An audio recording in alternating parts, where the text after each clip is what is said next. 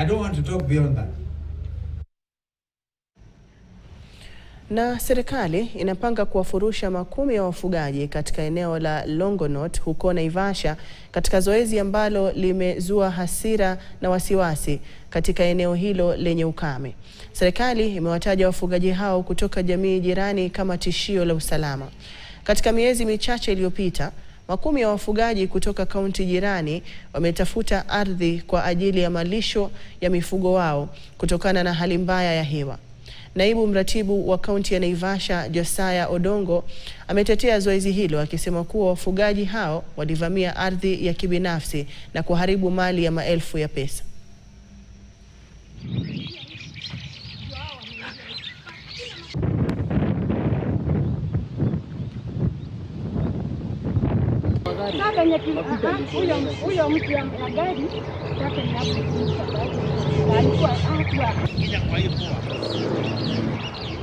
Kazi wa hii area wako sawa kabisa.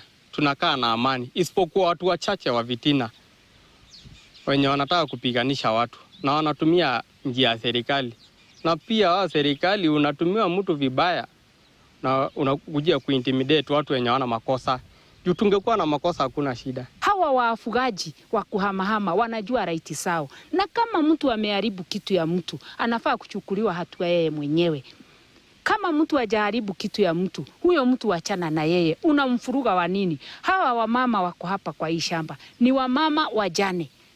Na ile kitu wanafanya kwa hii shamba, wanafanya kitu ya kuwarisha na watoto wao. Wapate kitu ya kusomesa watoto, wapate kitu ya kulisha watoto yao. Na kuomba Wakenya wote, tafadhali, mambo ya amani tushikilie.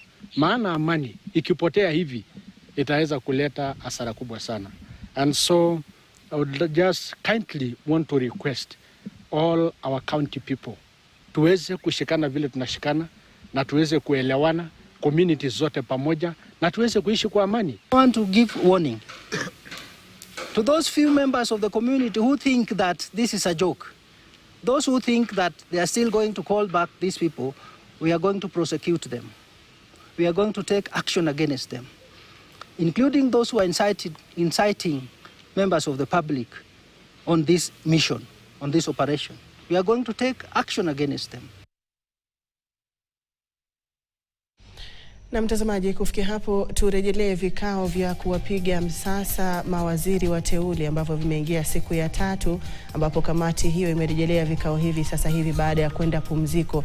Anayefanywa msasa sasa hivi ni waziri mteule Opiyo Wandayi ambaye ameteuliwa kushikilia wizara ya kawi, na pia kumbuka vile vile pia ni kiongozi wa wachache katika bunge la kitaifa akiwa ni mbunge wa Ugunja.